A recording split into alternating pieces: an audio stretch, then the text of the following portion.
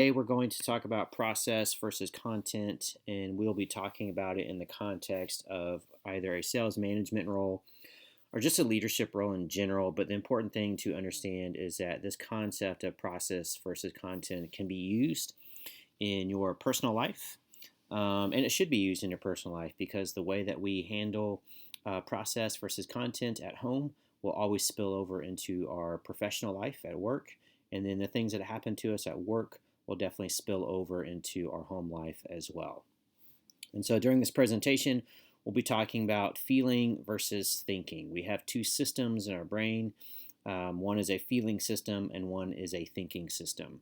And in this presentation, it's really important to remember that as you are leading and managing others, feelings are good, so we don't want to downplay those. We just don't want feelings to dominate. Or at the same time, thinking is good, but at the same time, we don't want to be a robot and minimize feelings as well. So it's a balance between feelings and thinking, or process and content. And so with that background being said, let's go ahead and dive into the material. And so this is taken from a concept called Bowen systems thinking. Bowen theory is another term for it. And it's used a lot in coaching, it's used a lot in psychology, it's used a lot in ministry, and also in business as well. And so it's really important that before we begin, we clarify what some of these words actually mean, because with any theory, we can have words that have one meaning in the world that we live and operate in, but they can have a different meaning within the theory. And so let's talk about what those specific terms are. And so the first one is anxiety. Now, traditionally, anxiety can be something to where we have an unpleasant emotion around an unpleasant event. And so we have this inner state of turmoil, such as I have a presentation in front of my peers at work tomorrow, and I am very anxious. And so in Bowen theory, anxiety can include that, but anxiety means much, much more. And so in Bowen theory, also known as systems theory, anxiety can be any feeling that is disrupting the system. You can be overly excited, and that can be a type of anxiety that disrupts the system. You can have a team member who's removed from your team due to sickness or job loss. That can cause anxiety in your team. You can have two colleagues working on a project, and that can cause conflict, stress, anger, or jealousy. That can cause anxiety. So anything that causes the water to ripple, per se, within that environment, that workplace or system, as we call it, that would be termed as anxiety. So what is process? Process is when we are handling emotion, both good or bad, in the middle of either our anxiety in the system, or anxiety of a colleague. And so when we are stuck in process, we might yell, we might say something that we don't mean, or we can act out that emotion physically, and not always in an unhealthy way, but usually very often in an unhealthy way. And so emotional process can also look two different ways. It can be very expressive, especially for those of us who are extroverted, or it can be less expressive for those of us who are introverted. But the key point is process is when someone is really dealing with and thinking about emotions. And so these can be signs of unhealthy process in an employee. They can have heightened emotionality. You can see two employees having a verbal barrage, or perhaps they come to the workplace on Monday and they're talking about a verbal fight that they had at home before they came to work.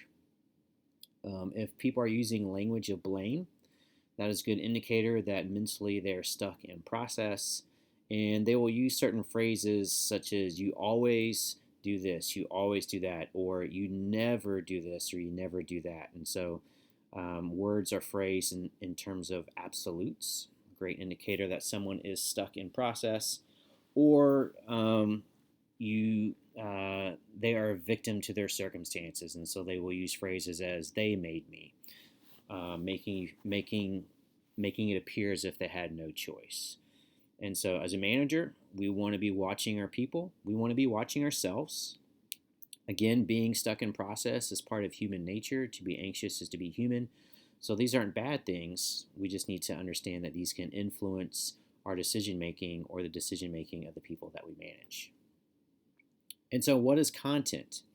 Content is when we are more in the phase of thinking. And so, we are observing and we are thinking about the content or the issue at hand. This doesn't mean that we're not experiencing emotions. We are experiencing emotions, but we are managing them. And our emotions are not controlling our actions, and they are not negatively influencing how we observe and view the world. And so, when we are focused on content, we can be in a calm place and we are able to engage in a healthy dialogue. Now, I will say there can be too much content focused, and some people will think if someone is too content focused and robotic, they have no emotion, and that's not actually the case. If someone is overly content focused, they are so ruled by emotion that they are completely ignoring it and acting as if it is not there. They're being what we call avoidant. And so if someone is too content focused, they're actually really stuck in process. They're just having a hard time handling their emotions. And so what are good signs that someone is focused on content in the workplace? They have a very calm demeanor, especially when they're presenting or leading a conversation. They have a very open posture, so that communicates that they are able to communicate and receive good feedback from their peers. They're not closed off. Maybe they're leaning in, they're listening, they're observing, maybe they're writing notes, or they are parroting what you say back to you. They're accepting responsibility for themselves. If they mess up on a project, or maybe they miscommunicate on an issue with a customer, they own that. And then when they verbalize what's going on in work, they're saying things that talk about themselves. They're not focusing on others, but there's a lot of self-talk, such as I messed up here. Here's something that I could have done differently. Or maybe they're saying this was my goal on this project. This was the way that I wanted to attack this problem. Here's what I was thinking. So that's a good sign that they're focused on content and not being ruled by emotion. And then lastly, they're curious and playful. They really want to learn more. They're asking really good questions. They want to get feedback on what other people think, and they're not defensive, and there's no insults being fired across the room, but it's playfulness, it's fun, and it's curiosity. All these are good signs that we as leaders, or the people that we are leading, are focused on content. And so this is something good for us to take a look at. So there are two groups here. Two groups you can see are going to be more content oriented, and two groups are going to be stuck in process. And so the group that you see in the top right quadrant and the lower left quadrant, we know that they are content oriented. There are positive expressions, postures of openness. They're faced towards their speaker. They're demonstrating a willingness to receive information. Some of them have books or notebooks that they brought. You have people raising their hands, and so you see people that are very engaged. In the first quadrant on the top left and the last quadrant on the bottom right, we see people that are really kind of stuck in process. They're either, so on the top left, they're very distracted. Maybe they're looking at a message. Maybe there's an urgent situation, right? So because they're stuck in process, you would really want to stop and not engage that person in content because they're stuck in process. So you either want to give them space to do that, or you want to just ask them very directly what's going on. Same thing in the bottom right. Usually when we put our hands to our face, we start covering our eyes, we start rubbing our hands, we start touching our face. These are good indicators that we are, again, not focused on content, but really stuck in process. You see people looking down, looking away from each other, or doing angry hand gestures. And so these are really great indicators that, again, someone is stuck in process. And so instead of addressing the content at hand, it might be a good time to stop and address the individual needs of those people before moving on to discuss any more content. All right, so we'll go through this very briefly, but really this is taken from a book done by Jack Shitama. He wrote this great book called If You've Met My Family, You Would Understand. It really is focused on family, but the thing to take away here is that the workplace is a family.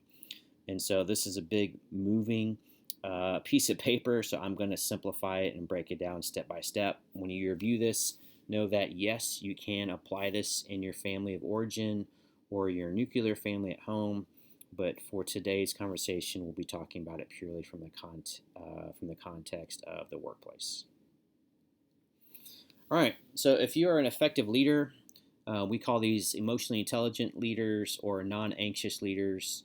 You know that this is you if you have the ability to see both sides of the coin. Process and content are both valuable. We don't want to ignore one and focus on the other, but we want to make sure that we're using each at the appropriate times. And so you know that you're an effective leader, or a self-differentiated leader is another term that we use. If you're able to define yourself while also maintaining emotional connection. And so that's incorporating both process and content, where you have the ability to distinguish for yourself and for others where you're thinking and where you are feeling. And so there are different patterns that we have in relationships in the workplace.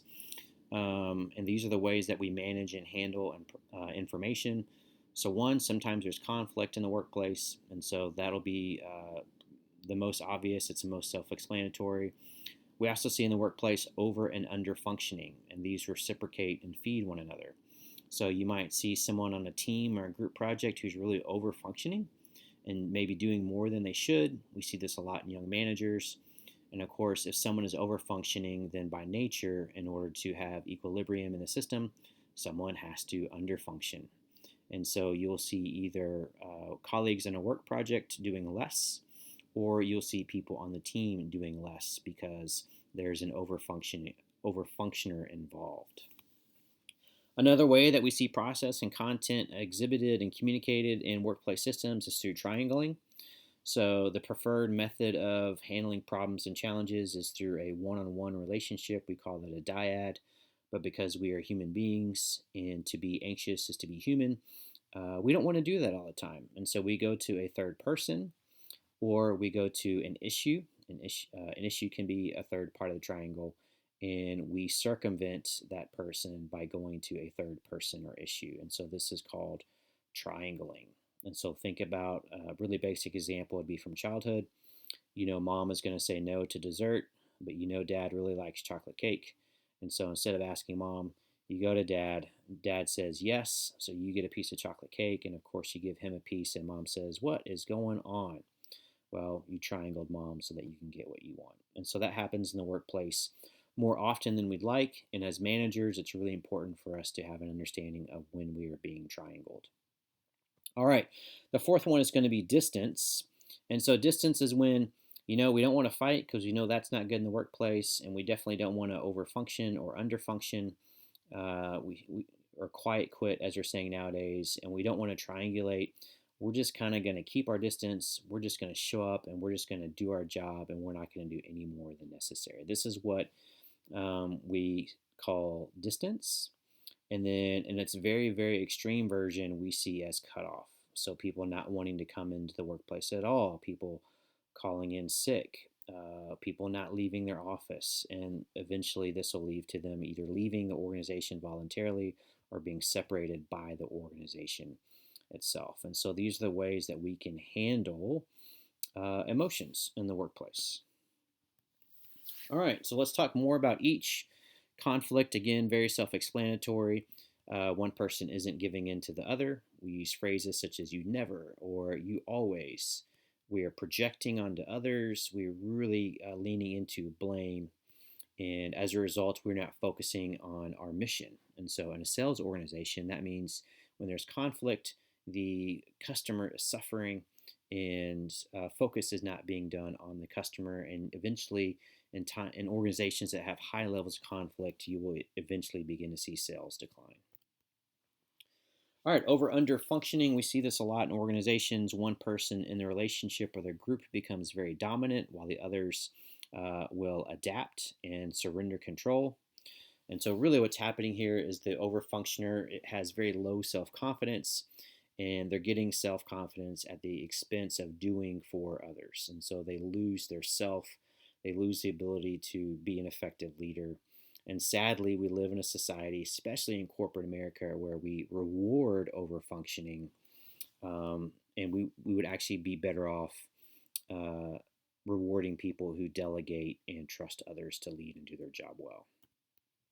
All right, triangling. We talked about this earlier, but this is where we as a person or maybe one of our employees becomes so uncomfortable in the relationship with us or another person that they pull in a third person or maybe a third thing like a project to distract them and help them to manage their anxiety. Triangles aren't really bad or good, they just are. They're like gravity, it's just part of the system, it's part of the workplace, it just is what it is. And so know that we can use triangles to be positive or helpful. They're not just destructive. And so if we're having a hard time with maybe sales reaching a customer, and the customer just doesn't want to be quote sold to because they just don't quote trust salespeople. Okay, well maybe we can put them in contact with research, and maybe they're looking at developing something new at their company, and we can connect them with our researchers to assist them and help them in that process. That would be a positive example of creating a triangle in business.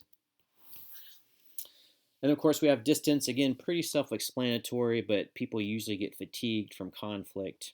They want to preserve their own sanity, and so they distance from one another, thinking that that has solved the problem, when in reality, nothing has been solved. They've just extended the fuse before the explosion, and they've just chosen another pattern.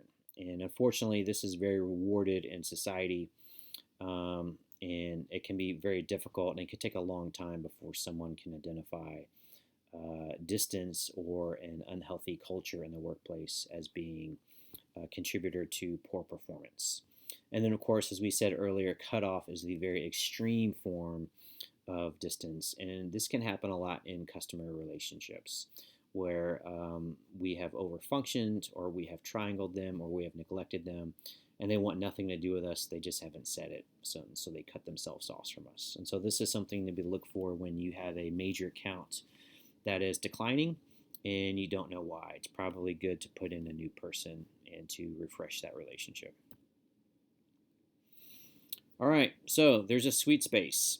We want to have enough contact with our employees and with our customers, but at the same time, we don't want to smother them, and we don't want to over function or helicopter them. We want to have a balance in our relationship between both our internal customers, which is our employees, and our external customers.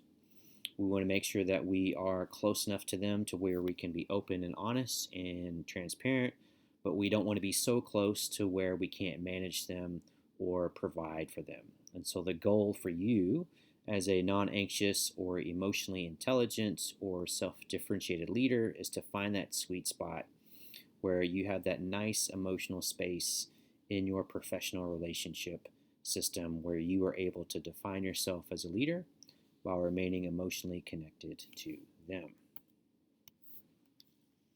And so this is a quadrant of what healthy and unhealthy space looks like.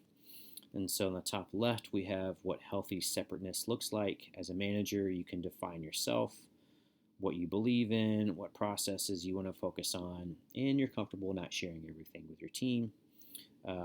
Unhealthy separateness is when you're completely cut off from your team, operating in a silo, and you're not doing anything with your team, and you're not sharing or communicating information.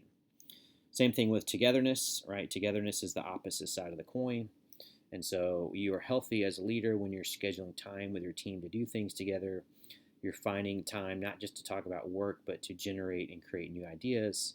And you're willing to occasionally make sacrifices for your teams, especially for those who need it. There's unhealthy togetherness or fusion when you're micromanaging and you expect every little thing to be done together. You're always thinking that all ideas must be the same, and so you don't allow for any new or different ideas. There's no deviation. And you expect that other people must always be sacrificial and that you do not need to sacrifice. And there's really not an opportunity to allow your employees to focus on themselves. And so these are what the 4 quadrants look like. All right, so as a manager and a leader, we need to make sure that we understand how to look for process and content in our employees, in our customers, and even in the people that lead us so that we can know how to most effectively work with them, how to manage up, and how to lead down. And so when you're in a meeting, whether it be on Zoom or in person, or you're working with an employee in the field, it's really good to look for tension in the room, look for anxious behaviors, such as lack of eye contact, people who are avoiding asking questions, answering questions, or participating. Individuals have very low self confidence, short, curt answers, people who are using blaming language, they this, they that, victim mindset where they have no control over their workplace. And they're either very isolated or they're on the opposite end of the spectrum. They're very eager to debate.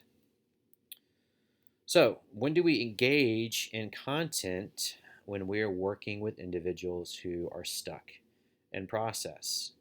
Well, if they're using positive, responsible I language, or they're receptive to your feedback, or they're comfortable defining themselves without being reactive, that's a great time for you to talk about the content of the work and the objectives that you need to complete. And this should happen in the workplace probably 80 to 90% of the time. Now, as a manager or leader, you want to avoid content when they are stuck in process, when they are using you always language, when they're avoiding responsibility for self, and when they're reactively defining themselves at the cost of emotional connection with others, like going off on a rant. It's also important for you as a leader and as a manager to make sure that you are not talking to your employees about content when you are stuck in process. And so if you're listening to yourself, ranting to your team, and saying, you guys are always doing this, if you are focusing only on their responsibilities and not your own, and if you're being reactive and defining them and not defining yourself at the cost of ruining your relationship with them, well, this is a great sign that you are stuck in process and you do not need to be addressing content, but whether working on yourself or working on repairing relationships with your employees.